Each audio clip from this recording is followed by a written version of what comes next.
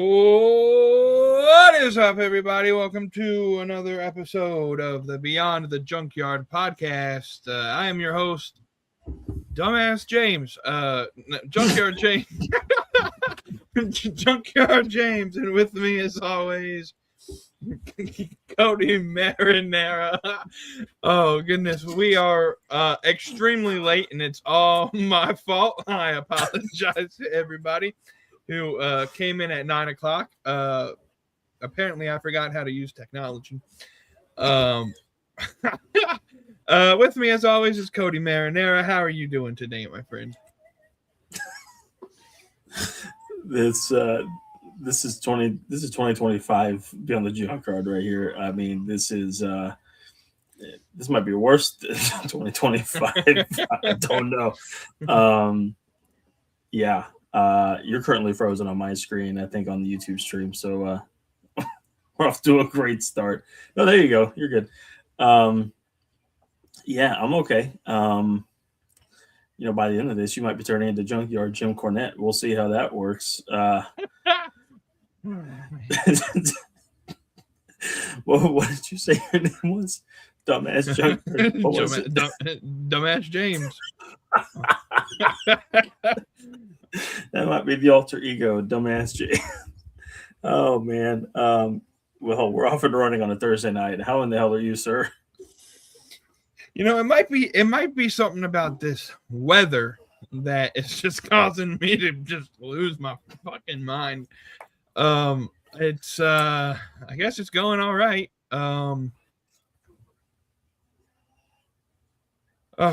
I don't know. It's been a day. It's been a minute. I don't know how to explain it, but hey, it's par for the course, I guess, with this show. But let's jump quickly, since I cost us at least 30 minutes of time. Anyways, let's jump into the main topics today. As always, make sure you scan that QR code in the top left-hand screen of the screen and join our Discord server. Thank you to all of our affiliate partners. And make sure, as always, to like and subscribe and share this video. And, let's get going here. This weekend is Super Bowl Sunday, and we always start this show with some sports talk, so let's just ask the question: who do you think wins the Super Bowl on Sunday, my friend? Man, I'll tell you, it better be the damn Seahawks. I cannot stand to watch another Patriots Super Bowl win. They've had enough. They've had too many. They have not suffered enough. And I think it's time. I think it's time that Sam Darnold gets him a Super Bowl ring. I'm going for the Seahawks. I think that the Patriots offense is just simply not good enough. Patriots defense is legit, very good, but I don't think that they can hold Seattle under 20 points. And Sam Darnold and the Seahawks are going to have a day. Yeah, no,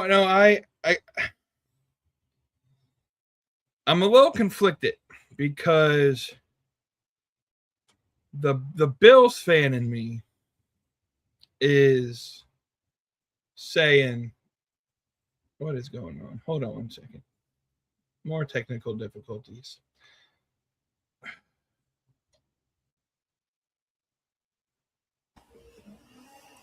I'll take over the show. Nobody gives a shit. I'm just kidding.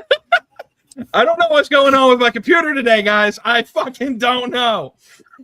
Somebody wants to donate, start a GoFundMe for James to get a new computer. That would be a good time. By the end of this, we may hear an epic promo ran on the computer here. Yeah, no, it might start before the end of the show. All right, let me try this again. I don't know who I want to win this game because my one of my friends, my best friend, she's a New England Patriots supporter, and I want to support my friend because she's a great person. And at the other side, I'm a Buffalo Bills fan, and so I don't want the Patriots to win another Super Bowl before my Buffalo Bills, who were supposed to have a Super Bowl by now, get a Super Bowl. So long story short, I'm just there for the commercials. I thought it would be fun. So tonight is NFL honors. And so I thought it would be fun to think about the Super Bowl. And so obviously you think the Seahawks probably win this game. Who do you think then, if the Seahawks win, will get the MVP of the Super Bowl?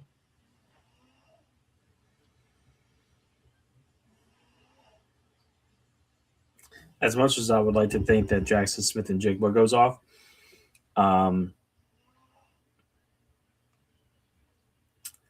I think it's going to be either Sam Darnold or Kenneth Walker. I think that Sam's going to probably be able to spread the ball around and give it to his receivers. Smith and Jigba might be more double teamed than he would like, and might cause problems on that front. But I think it could open up some holes for Kenneth Walker. Sorry, I'm having a little bit of difficulties myself. Okay, I'm not the only one. Yeah, it's fine. Yeah, I think that Sam Darnold probably wins the MVP award, and yeah, that's what I'm going to go with, Sam Darnold. That would be fun. Sam Darnold, by the way, is the first NFL first quarterback of the 2018 NFL draft to go to a Super Bowl. First over Baker Mayfield, Lamar Jackson, and Josh Allen. But for me, MVP of the Super Bowl, since I don't really care who wins, I have one for both sides of the matchup. If it's the New England Patriots winning the Super Bowl this year, they're going to have to win this game. You said their offense ain't great, so they're going to have to win by the defense. And so I think it could be someone like Christian Gonzalez on the Patriots, maybe gets that clutch interception or whatnot to seal the game away. But if the Seahawks win, it probably means the offense absolutely dominated the Patriots. And so I'm going to go with Sam Darnold as well to win the Super Bowl there, which is crazy because Sam Darnold, like 2 years ago, was a career backup, and now he might win a Super Bowl and Super Bowl MVP. And then last question about the Super Bowl. Who's going to have the best commercial? I mean, I don't even know the list of people that are doing commercials, but I would not be surprised if maybe Doritos or somebody like that, Frito-Lay, Bush, but Budweiser, one of them gives us an epic commercial to remember. With the best commercial of the Super Bowl. Yeah, I'll tell you who won't win best commercial, and that's fucking Pepsi, you pieces of shit. No. The best commercial is probably going to be the Pringles commercial because Sabrina Carpenter is in it. So it'll probably be something stupid and funny, stupid enough to be the most hilarious and best commercial. Let's move on from the Super Bowl, though. There's a lot of other sporting events that are going around, including the NBA trade deadline that ended this afternoon. And a team that was unexpected, at least to me, unexpected in the NBA to make a push and be a buyer at the deadline was the Washington Wizards, who traded for Anthony Davis and a bunch of other relief players without having to trade any of their personal draft picks. They traded a bunch of other draft picks that they've previously traded for from other trades. I think from the Bradley Beal deal, and there was one or two other people that they moved and got picks for, and they used those picks to get Anthony Davis. Are the Washington Wizards legit contenders, or are they just pretending to be a good NBA team? I think they're honestly in the middle right now. They're more of a contender than they were. Next year they will be than they have been the last 10 years. I think if you can get 40-ish, 45 games out of Anthony Davis, 45 to 50 out of Trae Young, and I mean, that would be good enough. I think they could win between 35 to 45 games, compete for a play-in position, or maybe even get a 6 or 7 seed, depending on how bad the East is next year. With Keyshawn George, Alex Sarr, Trae Young, Anthony Davis, Bilal Coulibaly, Trey Johnson III, bench guys. I mean, you've now established a good depth on the team. Yeah, a lot of them are young still, but Sarr has grown exponentially this year over last year, and Trey Johnson will be in a second season. And I think that, and even some pundits think that maybe their best player isn't even on the roster yet. They got a top 8 protected pick as long as they finish 8th or above, and they should. Davis won't be playing this year, I don't think. Trae Young won't be playing this year, so the tank mode is still in effect. So I think if they get a top 3 pick, they can easily be a top 4 best team in the East next year. Mm-hmm. They get a 4th or 5th or 6th pick, I think they can still be a 4, 5, 6, 7 type seed team. Anything between that and 8, maybe they'll be in a play-in type of spot. But yeah, they're in a better position now than they were for sure 2 days ago. And the good thing is, like you said, they didn't give away any of their pick. I'm a Wizards fan, as you guys can tell now. Before this trade even happened. But we've been shitty for so long. Why would you call yourself a fan? People just laugh at you.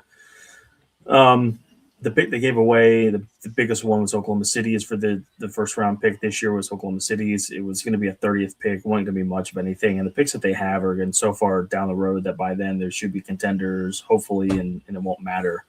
And a great thing about it too is if Davis doesn't pan out very well next year, they can get out of the deal.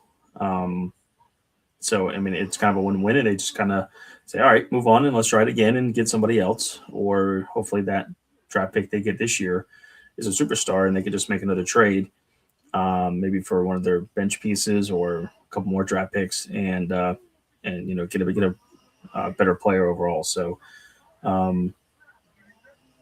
yeah, it's going to be interesting. I think next year is going to be one of the more interesting seasons, and definitely as a Wizards fan gives you a little bit of a glimmer of hope than the bottoms of despair that we've been in the last 10 years.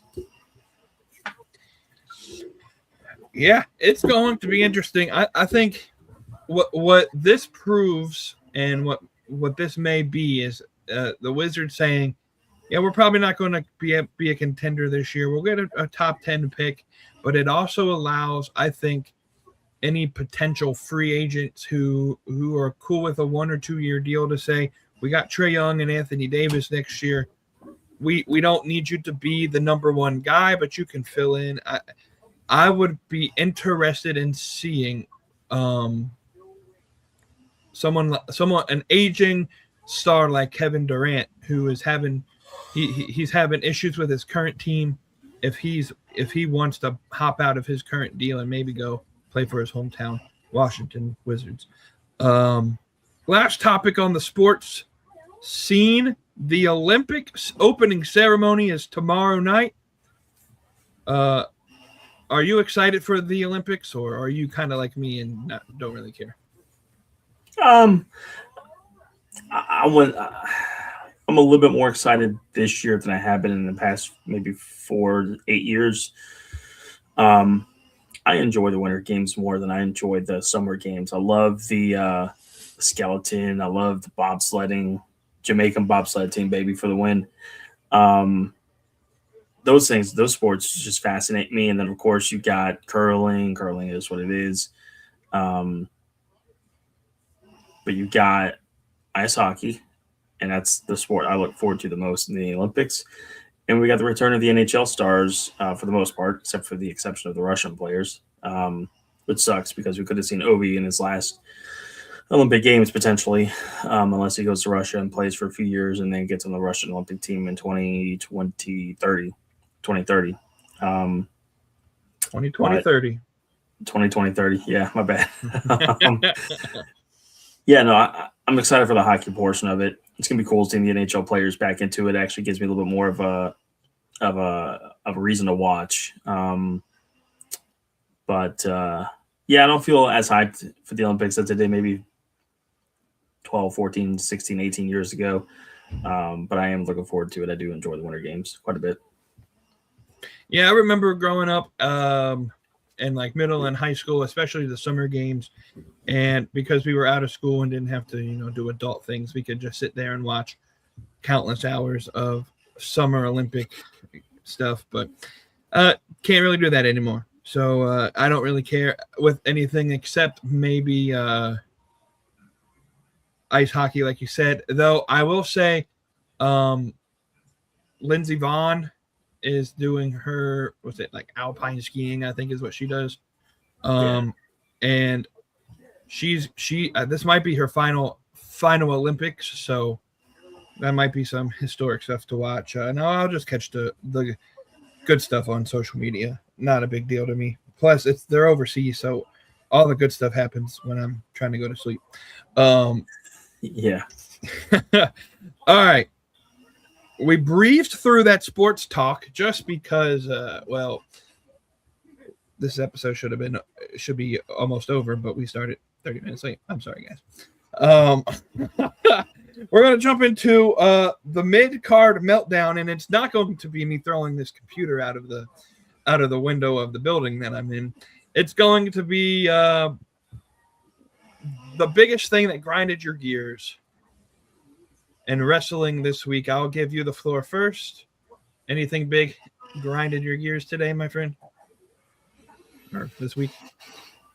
The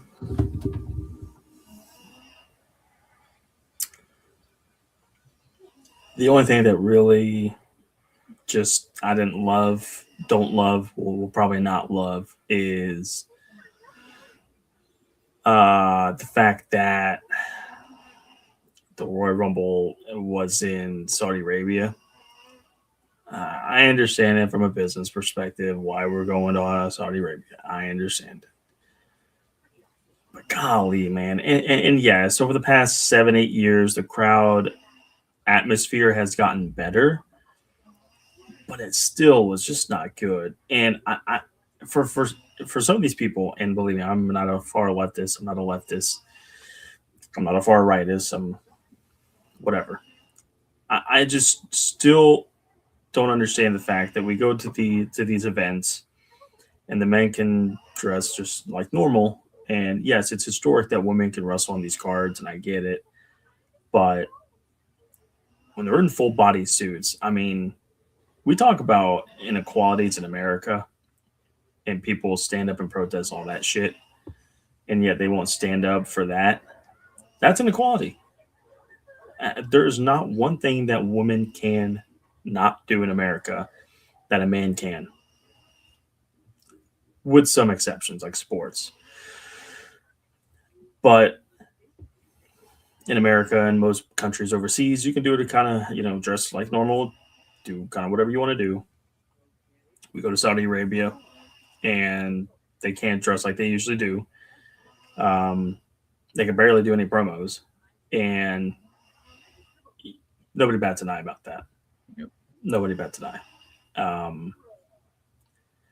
But the loudest minority group will make sure to tell you about what they really feel is inequalities in America.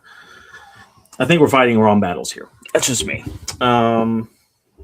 I'm not trying to get political with this at all. But don't worry. Just wait a minute. Believe me, that irked me too. But yeah, I want to go with that one because I had a feeling you were probably going to go with that. With what I'm sure you're going to go with. So, I went the other way. So I'll say this: I don't understand.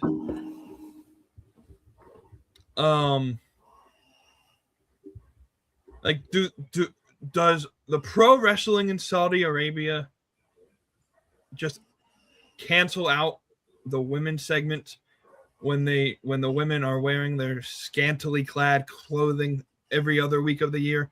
Because if they're not allowed to dress that way, or is it okay because it's not on Saudi? I don't. That's the biggest thing that the women look like the Power Rangers Dream Team in the Women's Royal Rumble this week. And there were some wrestlers whose attire was great. Like Sol Ruka, it didn't really change how she dressed on a normal basis just because that's how she dressed. But it was like Liv Morgan, like her entire gimmick is the hot blonde girl that shows her ass, and she can't do that in Saudi Arabia. So, yeah. I get where you're coming from. All right. My turn. You want to know what grinded my gears? If this wasn't the last episode of Beyond the Junkyard, this might be. So it was good knowing everybody, and we'll see you next year. Go ahead. All right, here we go. I'm going to show you what grinded my gears with a short clip. Here we go. Now the face in the eyes of the champion.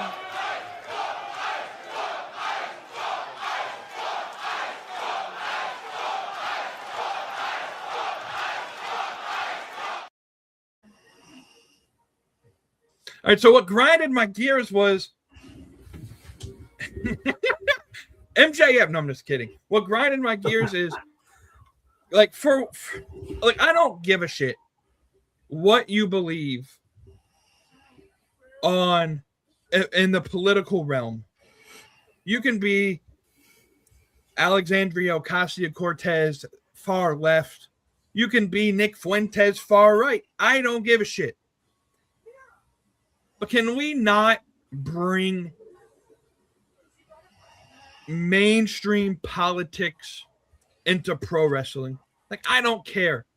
I have my opinion on the issue, and I'm not going to tell you can't have your opinion on it. Just, I hate when crowds get super uber political. I hate when wrestlers get super uber political.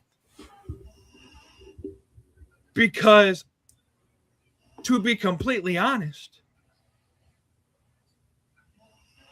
the stuff that happens outside of the arena ain't really supposed to be part of the storyline inside the wrestling ring. If you want, and this is where I agree with some of the casual wrestling fans.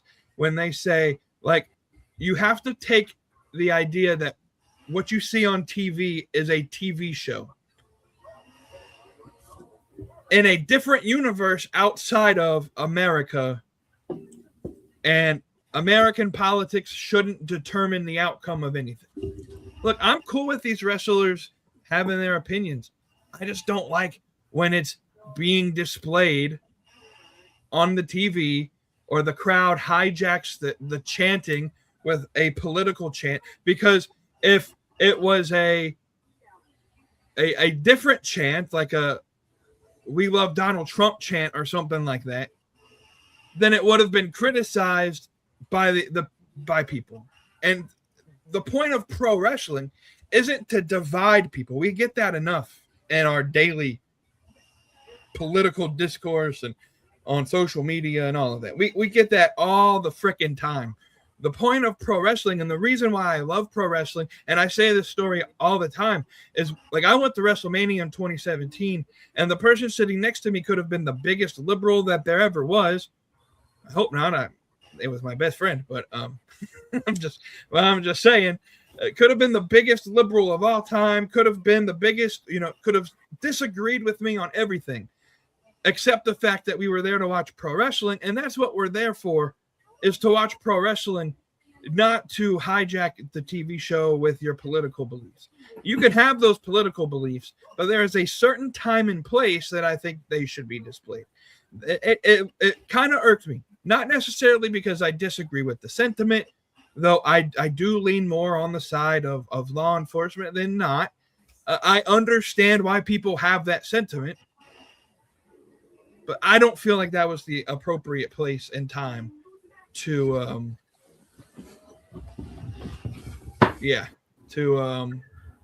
explain what's going on with your political discourse. I don't know. You can have your say on it. No, yeah, I totally agree with that. And listen, fans are going to chant whatever they're going to chant. It is what it is. But it's the same reason why I watch sports and part of the reason why I watch wrestling.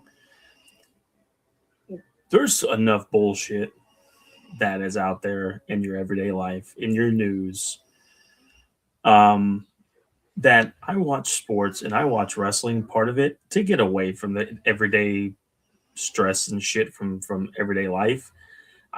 That's my way to get out. That's my way to detach myself from reality.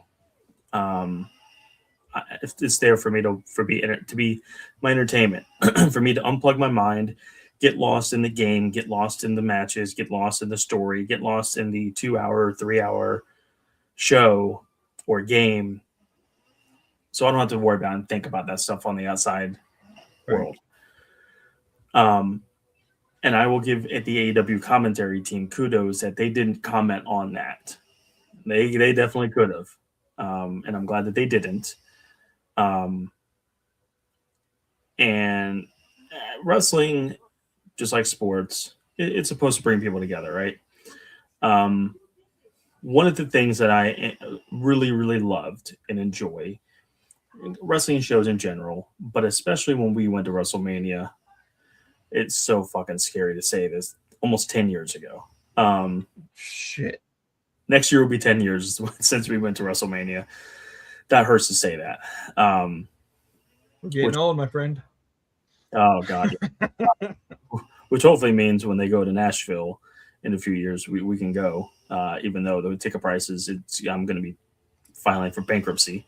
But anyways, one thing I just really awesome, and it was so noticeable, is so many different walks of life coming together for a common cause to watch wrestling because they enjoy wrestling, because they love wrestling, because they're interested in wrestling.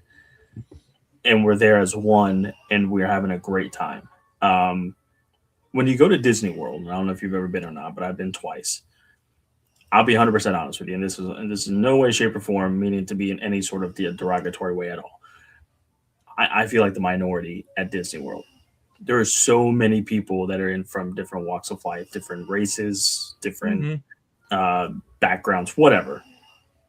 And it's like, damn, I kind of feel like the minority here. But it's cool because people come, they vacation here, they hear about Disney World, they want to go there, that's why they go there. WrestleMania is the same thing. There's 70,000 people inside that stadium. WWE has all the numbers, but I'm sure over 100 countries, all 50 states, all different walks of life. And I just in our section alone, I mean, there was black people, white people, there was Asians, there were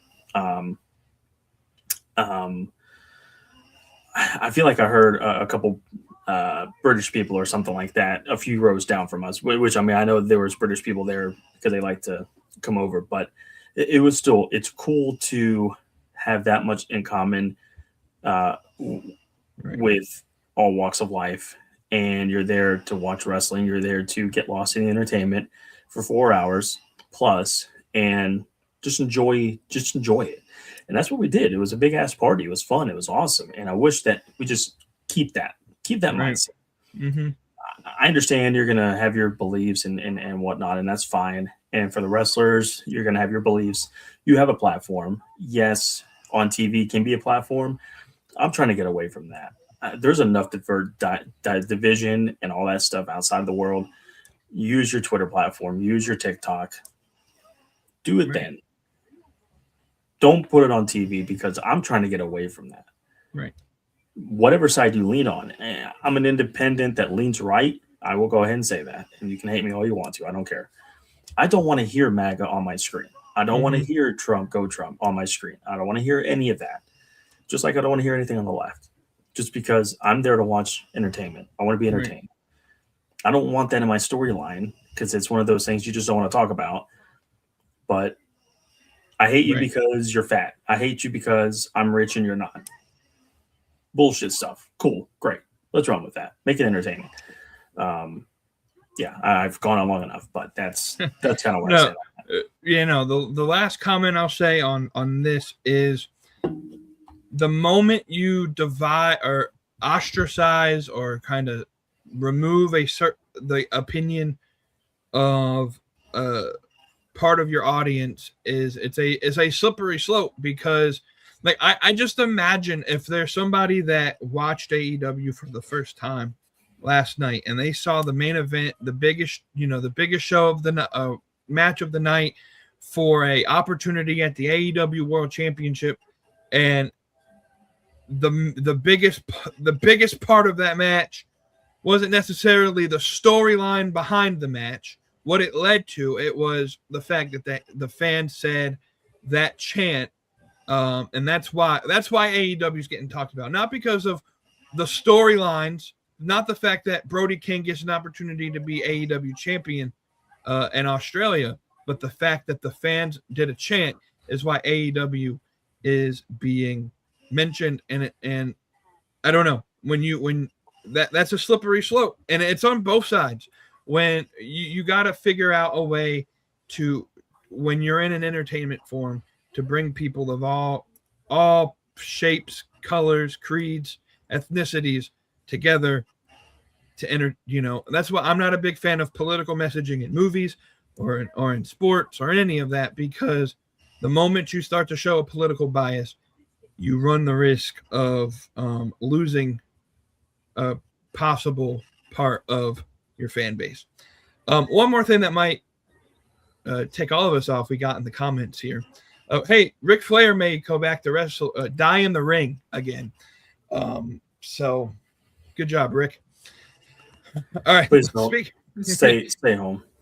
Right. Speaking of AEW Dynamite and AEW Grand Slam Australia, which, by the way, is next Wednesday or Sunday or Saturday. Next Saturday, Valentine's Day. That show is elite. It's stacked. I think they took the rumors of last year that it wasn't a very stacked show, and they gave them a stacked show this year. We have a AEW title match between Brody King and MJF, like I mentioned. We get Kenny Omega and Andrade, I believe. Is that right? Hangman and Andrade for the number one contendership spot at Revolution. And there's a couple other matches, I think. Orange Cassidy and Tony Storm versus Marina Shafir and Wheeler Yuta. The person that takes the pin gets shaved bald. Please let it be Wheeler Yuta. And just a bunch of other. I think there's going to be a couple other matches added to that card. It's almost a pay-per-view on a Saturday night version of Collision. Your thoughts on the show, Grand Slam? Yeah, I mean, they're trying to treat it as much of a pay-per-view without it being officially a pay-per-view as possible, and it's great. With this weird timing between World's End in December and Revolution in March, you got 3 months. You got to do some sort of compelling television, especially now that you're going overseas. You got to capitalize on the sold-out arena that they had last year, and you got to try to top it some way. I know there were about 6,000 or 7,000 tickets sold so far for that arena. I think it can hold 15,000, 16,000. So they need to spice up the ticket sales a little bit. They need to lower the prices too, because that's been one of the biggest things I've seen on social media from the Australian crowd is how expensive the show is just to get in on the general admission side of things. And I get it. When you're having that kind of expense, you have to try to make it up some sort of way. And AEW is not notoriously known for very expensive ticket prices. So it's almost like warranted when they do, because they have to make up something in some capacity. Now, and I hope, and I'm bringing this up in the wrong way, and I shouldn't be, but I really hope that this year the takeaway is not AEW using another promotion's wrestling ring and it being smaller. Because I feel the ring at Royal Rumble was smaller than what it typically is. It looks smaller to me. It doesn't matter, but I just hope that that's not the takeaway, is AEW's ring was smaller and they use an independent promotions ring. But yeah, no, I think this is going to be a really good show. It's something that is needed to kind of have the middle split between two pay-per-views from December of last year into March of this year. It's a good way to build hype and get people excited for your show.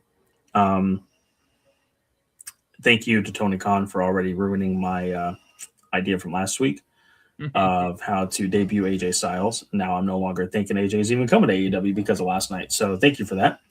No, the show's stacked. It's gonna be fun. It's gonna be a great show. I'm very interested to see who's gonna take that fall and go bald. That's gonna be fun. But yeah, should be a pretty good show, and hopefully, we can lower the ticket prices a little bit, fill that arena up a little bit more, and give them the best bang for the buck. Yeah, no, absolutely. Yeah, it's going to be an incredible show. Collision.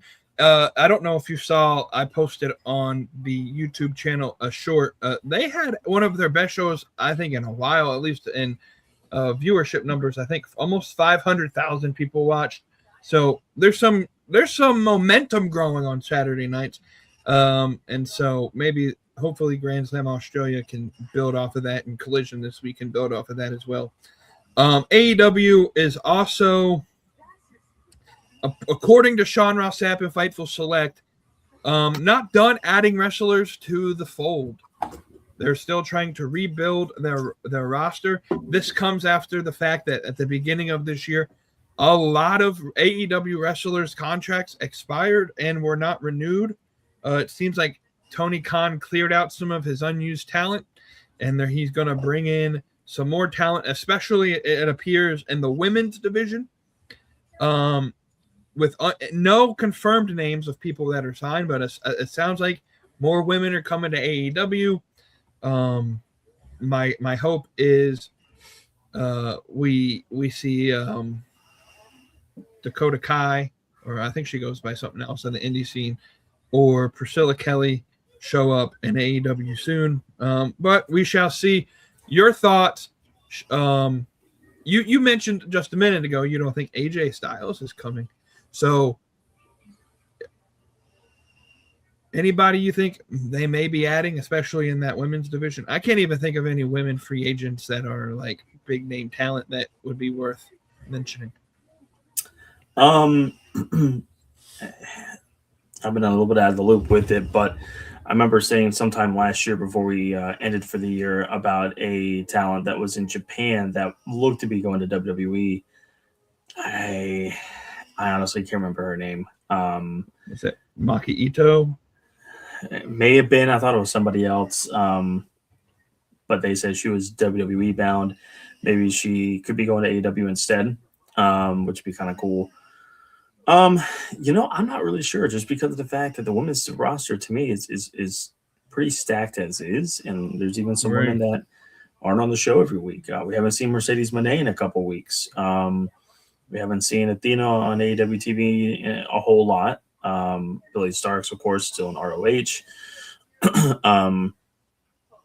So I have Jamie Hayter back there as well. So there's still Ty Conti. There's still quite a few gals, Red Velvet, that are either in ROH or just kind of chilling and catering because they don't have anything for them right now.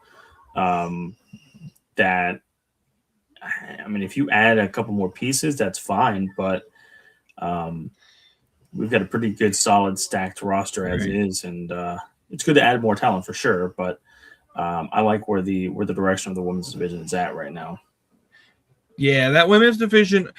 Someone made a post that the fact that AEW is adding more women to the roster and they still only have 1 or 2 segments a show, then they make a good point. Like, maybe we don't necessarily need anybody, but like you said, it's always good to add talent. You mentioned Jamie Hayter. I don't know if you pay attention to Collision a whole lot. She's been in some vignettes recently. Sounds like she's starting a tag team with Alex Windsor. So, and so we'll be, I guess, seeing where that leads. That'll be, I'm sure that'll end with them winning the AEW Women's Tag Team Championships at All In London, England, because they're both from England. But I don't know. The women's roster to me is stacked. Like, you think the women we see on a normal basis, Willow, Harley, Sisters of Sin, Tekla, Chris Statlander, like, she's your world champion and she barely gets a whole lot of time on TV. Megan Bain and Penelope Ford just came back. So you're battling for time. So it's going to be interesting to see who they add and what they do. That's kind of my biggest concern when AEW adds a wrestler now is, do they just get that, couple week push and then disappear like Ace Austin? Or do they have a long-term vision for those wrestlers? We have this topic here. Roman Reigns. You mentioned the Royal Rumble and being in Saudi Arabia. I meant to mention this earlier. Just wait till next year when WrestleMania is in Saudi Arabia. God, yeah, I'm not. I'm not looking forward to that. We're gonna have to watch WrestleMania at 2 p.m. Eastern time. It's not so much a bad thing because at least we're not up at 11, 12 o'clock at night on a Sunday going into Monday, but still, it's not the same. Right. Roman Reigns won the Royal Rumble. He gets to main event WrestleMania, and he already decided who he's fighting. CM Punk. Imagine 10 years ago, CM Punk walked out of WWE 10 or so, 12 years ago, however many years ago it's been since then, thinking in 2026, the main event of WrestleMania would be CM Punk as champion fighting Roman Reigns as the challenger in the main event of WrestleMania. Is this a good thing or a bad thing for WWE? I don't think it's a bad thing. It's actually got me a little bit invested because I like Roman. I'm a Roman fan. I do not like Fragile Phil, and I want Roman Reigns to absolutely kick Phil's ass at WrestleMania. So I'm invested. I'm going to be watching that and being hopefully, cheering on Roman winning the world title. We'll see, but it's not a bad thing. Take away that perspective of it. They're two main stars, two huge stars going against each other for a world title. They got to make that world title feel a little bit more relevant than it has been. You got to try to make it feel as equal to the WWE Undisputed title, or whatever they call that belt, the WWE title. They got to try to put it on par with it, and having that big match for the world title makes it feel pretty damn important. With two of the mega stars in the company. So it's a good decision. I'm not mad with it. And I'm glad that we get a good 2-month build to WrestleMania for it to create a good storyline. Both guys delivered really good promos on Monday. So it's kicking off on a good way, on a good note. So hopefully they build some good momentum and the match is going to be fine, but it's the build that worries me because Roman notoriously has not been great on the mic, but I thought he held his own pretty decently on Monday. So hopefully the bill continues to go up from here leading into Mania. Yeah, I would say from a WWE perspective, this is a good thing, and I mentioned this on a different Discord server Sunday, Saturday, whenever the Royal Rumble was on. That Roman winning makes a lot of sense because you got to look at how Triple H and how WWE in general over the past couple of years have really booked their big shows. It's not necessarily about the best wrestlers or even the wrestling at all. It's about creating the biggest moments. And I think you're going to have to get somebody to be able to put people in those seats and spend $70,000 for the weekend. And Roman Reigns will sell tickets. CM Punk will sell tickets. And so, I get, like, a lot of wrestling fans were mad. Someone like Oba Femi or LA Knight or some of those, like, fan favorite wrestlers didn't win. But the fact is, Roman is the safe bet to sell tickets and to create a viral moment. And Roman's in the main event. In the back of your head, you have to assume, well, if Roman's in the main event, there's always an opportunity when Roman's in the main event for some shenanigans and The Rock to show up or something. And so tickets will be sold. They're probably going to sell out. Not that Mania wouldn't sell out, but it's going to be easier to sell Roman Reigns and LA Knight fighting CM Punk at WrestleMania. And you're going to create a bigger, more viral moment.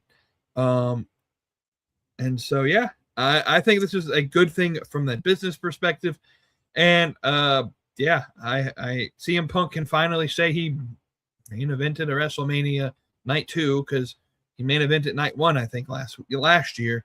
So, yeah, it's going to be they'll probably give us a pretty decent match in terms of wrestling, but from a business perspective, they'll sell a lot of merch with this being the big thing on the screen. It's not the biggest shock to me. In fact, on Saturday's episode that I recorded before the Royal Rumble, I predicted Roman Reigns to win, just like I predicted Liv Morgan to win. And I know a lot of people are upset Liv Morgan won, but when she finishes second place 2 years in a row, there's probably a good chance she wins it the next year, and that's her story, her redemption storyline. But that's a different story. So to end the show, I thought, the last couple of weeks since we've been back, I've kind of ended with like a hypothetical, a what if you were allowed to do this, who would you pick kind of thing. But I'm changing it up this week, and I'm going to give you an opportunity before we say the final words. Anything that we didn't talk about sports-wise or wrestling-wise or really anything in general, anything that's on your mind, forever say it now or forever hold your peace. You got a couple minutes. What's your final thought, my friend? Well, for one, I'm going to be creating a short. I'm going to see if I can do it tomorrow. I don't want to put a good time frame onto it because I just got to find time to do it. We have, a family and work and stuff like that. It's just hard to make time. But I'm going to make a short regarding potential logo ideas for the Washington Commanders. They created a bit of a stir on Commanders Twitter and social media over this past week with a new variation of the current logo that they dropped. I have a really good in detail kind of thoughts that I want to provide about that. But I want to do that in a short because quite frankly, I don't feel like doing it right here. And I have visuals and all that stuff, and I don't have it on here. So we'll save that for the shorts. One thing I do want to discuss is the whole AJ Styles thing. It's weird. AJ Styles is one of my all-time favorite wrestlers. But because I am not been the biggest WWE watcher over the last couple of years, kind of fallen out of the AJ Styles circle as far as the storylines and the matches and stuff like that. Every now and then I would catch a storyline he's in or a match he's in. But I haven't been following him as much as I did in the first 4 or 5 years that he was in WWE. So obviously, you read the dirt sheets and see that potentially he's the next to retire after Cena. You think you have a whole year and you're like, all right, we're going to start watching Raw a little bit more or SmackDown, whatever show he's on, and watch the PLEs and support the man like I have been for the last 20 years, going back to TNA days, to be emotionally invested and prepare for yet another one of my favorites to retire. And then you get the whole Gunther thing, put your career on the line at Rumble, and I'm like, no, man, he ain't gonna retire this early. No way. It's at least going to Mania. I can at least have 2 or 3 months to prepare myself for Mania. That's where you want to retire, right? And going into it on at the Rumble, I was like, surely not. Surely not. He's not gonna lose. Surely not. They're not gonna do that. Yet he passes out. Mm-hmm. And I almost want to say that this was the makeup finish that they should have done at Saturday Night's Main Event in December for Cena's retirement match. That should have been the way he went out. Not tapping, but passing out. Right. But AJ loses. And for a minute, I'm like, man, that's wild. There's no way he's done, right? I mean, he's got a whole year. No way. And starts taking the gloves off and then leaves them on and leaves the ring. Right. So it instantly creates the speculation in my head, oh, he may not be done. He said that this was his last contract. There ain't no way he's going to the AEW. And then, of course, last week, we had a show before the Rumble, and I'm thinking, I'm laying out my thought of, or maybe 2 weeks ago was whenever the hell the Rumble was. And I gave the hypothetical of how AJ would debut, and Tony Khan's kind of ruined that for me now. So I don't know if AJ is coming or not. But boy, the AEW roster was lighting up X with teases of AJ coming. Christopher Daniels didn't do any favors either. He finally tweeted as one of his best friends and one of the guys he wrestled a lot in TNA. He finally broke his silence on Twitter today, I believe. And at the very end of it, he said, AJ, you always were and always will be elite. And I'm like, man, y'all give me hope. Y'all give me hope. I wish AJ does show up. I think it'd be the best way for him to go out on his terms. He still has it. He just do it for the final. Do a full year if you really want to in AEW, March to March, however you want to do it, or even do March to December. I don't care. Right. Plenty of matches you can have. You can have your real retirement tour, and they know how to treat it. They know how to treat legends in the retirement tours. But going on your own terms. And even if he doesn't go to AEW, I'm not going to be mad at it. He went on his own terms. Not many guys get to say that, so it's a catch-22. I mean, I guess I'm happy for him either way, but wow. I'm hoping still we can see the phenomenal one in AEW before too long. Yeah. See, I don't know if you watched AJ's, like, he every time somebody retires, they leave their boots or something in the ring. AJ didn't. And then he's hopped on Stephanie McMahon's podcast today and basically saying without saying, like, never say never on him being a wrestler again. Triple H said he would like to have him as a backstage guy. I don't see AJ being a backstage guy or an on-screen manager or whatnot. I don't see AJ doing that. But Ricochet was asked about AJ Styles, and Ricochet said he was too. AJ doesn't have the guts to show up in AEW, and he's too old to show up in AEW. Which, if you know anything about AEW, nobody's too old to show up in AEW. True. I don't know. I think he shows up. I don't think anybody's going to say anything without a shadow of a doubt right now, because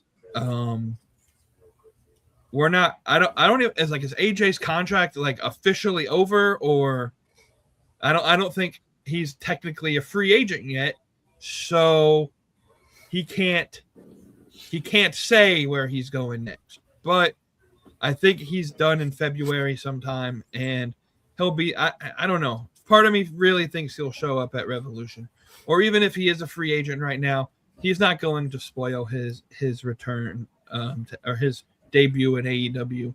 I think AJ shows up in some capacity. I have a feeling that he will. For me, my final thought is somebody buy me a new computer. That way we don't have to. No, I'm kidding. My final thought is to be completely honest, I've been doing the solo shows on Saturday for a good part of 6 or 8 months now that we've had shows, and I like doing them. But the main point of me doing the solo show was just to kind of rant about WWE for a little bit, and because I was really disappointed in how they were booking some things, and to be honest, I don't know. There hasn't been a whole lot of negativity from, and I kind of look at WWE's business model a little bit differently now than I did when I started this. And so it kind of gets a little, like, I don't have a whole lot to rant about on the Saturday show. And so all that to say, there probably will not be a Saturday show this week, just because I ain't got nothing really to talk about. But we'll probably reserve those Saturday shows for special occasions when something big happens that we can't fit into the show, and I just want to rant about it. So they'll still be there, but they won't be an every week occurrence. I'll end it that way. And with that being said, we're going to end the show here. Make sure that you join the Discord, scan that QR code on the left-hand side of the screen. Make sure you like and subscribe to the YouTube channel. That is the Junkyard Media Group YouTube channel. If you're watching on YouTube, just go ahead and hit that like button, subscribe, share this video. If you're watching this on my X feed, go over to the YouTube and subscribe and like the video and share it, and et cetera, et cetera. And that's how this stuff gets out, is by some fan engagement. For whatever reason, the last couple of short form videos that I've released just haven't reached a whole lot of people. And part of that is because the algorithm doesn't think that anybody's watching. So we need you to hit that like button, hit that subscribe button, share this with people. That way the algorithm sees that we got a little bit of a fan base here. Without any further ado, all of our affiliate links in the description box on the YouTube channel, or in the audio version of this that gets posted afterwards. We'll send it over now for the final word to my good man, Kody Marinara. Thank you, sir. Again, thank you to all the affiliate partners we have for the show. They definitely carry the ability for us to be able to have this podcast. So hit all the links in the description. Help support the podcast if you will. Like Mr. Junkyard Jamie over there said, scan the QR code, join the Discord, like the video, subscribe. That way we can get the video out and share it with other people who are passionate about sports and wrestling, or seeing to low life nobody's talk for an hour or so on Thursday nights. Either way works. With that being said, the big game is this weekend. We all know what that means. A lot of pizza, a lot of wings, a lot of sauce. I mean, a lot of sauce. There's going to be so much sauce going around that I think I might get high off of sauce. That's how much sauce it's going to be. I might get drunk off of sauce. I don't know. It's going to be a saucy time. And I know what I'll be doing Sunday night. I hope y'all will partake and enjoy it as well. And get frisky with the sauce, ladies and gents. Get frisky with the sauce. Just don't let it burn you. Some of that can be burned. So just be careful with it. But especially this weekend, every day into next weekend, until we catch y'all back here next Thursday night, hopefully with less problems than we did tonight. I can't guarantee it because this show is unpredictable. That's how we like it. Next week, you might see Junkyard James turn into Junkyard Jim Cornette. I mean, we really don't know. It's an unscripted show, guys. That's the beauty of it. Bunch of fucking assholes. So there you go. That's it. That's actually the final words. I'm not going to say my final words. I'm just kidding. We know Junkyard Jim Cornette over there is going to stay saucy. So on behalf of him, myself, and everybody, stay saucy, friends. We'll see you next week. This is wrestling without the filter.